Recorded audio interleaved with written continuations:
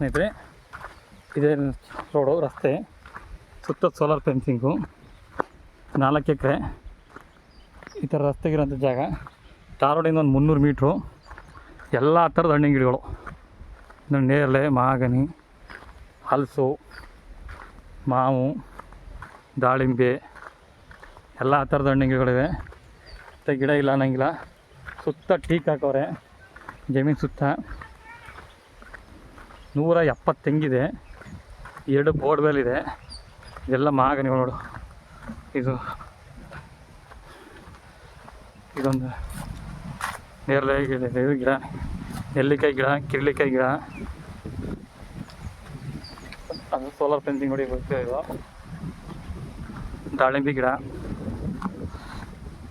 ಇದ್ರದ್ದು ಎಲ್ಲ ಥರದ ಹಣ್ಣಿಗಳು, ಸೀಬೆ ಗಿಡಗಳು ನೋಡಿ, ಎಲ್ಲ ಥರದ ಹಣ್ಣಿಗಳು. ಒಂದು ಮನೆ ಇದೆ, ಲೇಬರ್ಗೊಂದು ಸಿಂಪಲಾಗಿ ಒಂದು ಮನೆ ಇದೆ. ಓನರ್ ಬೇಕಾದ್ರೆ ಇಡ್ಬೋದು. ಜಾಗ ನೋಡಿ ಫಸ್ಟ್ ಕ್ಲಾಸ್ ಆಗಿದೆ. 2 ಬೋರ್ವೆಲ್ಲು, ಸುತ್ತ ಸೋಲಾರ್ ಫೆನ್ಸಿಂಗ್ ಮನೆಗೆ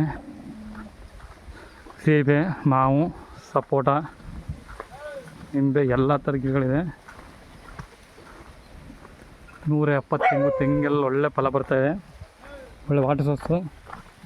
ಜಾಗ ಮಾತ್ರ ಸೂಪರ್ ಆಗೈತೆ. ಸೋಲಾರ್ ಫೆನ್ಸಿಂಗು ನೋಡಿ, 2 ಕಡೆ ಬೀಳ್ತೈತೆ ನೀರು. 2 ಬೋರ್ವೆಲ್ ಇದೆ. ಅದ್ಬಸ್ತಾಗಿ ಎಲ್ಲ ಸೋಲಾರ್ ಫೆನ್ಸಿಂಗ್ ಆಗಿದೆ ನೋಡಿ. ತೆಂಗೆಲ್ಲ ಹಿಂಗೈತೆ. 170 ತೆಂಗು ಬರುತ್ತೆ ನೀರು. ಸೂಪರ್ ಜಾಗ. ರೋಡ್ ಉದ್ದಕ್ಕೆ ಐತೆ. ಒಂದು ಕಡೆ ಪೂರ್ತಿ ರೋಡೇ.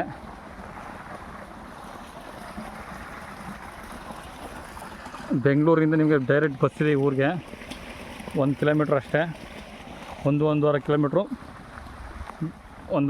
ಬಂದರೆ ನಿಮಗೆ ಡೈರೆಕ್ಟ್ ಬಸ್ ಸಿಗುತ್ತೆ. ಬೆಂಗಳೂರಿಂದ ಬೆಳಗ್ಗೆ 3 ಗಂಟೆ ಸ್ಟಾರ್ಟ್ ಆದರೆ ರಾತ್ರಿ 10ವರೆಗೂ ಇರೋಂಥ ಬಸ್ ಬರುತ್ತೆ ಇಲ್ಲಿಗೆ.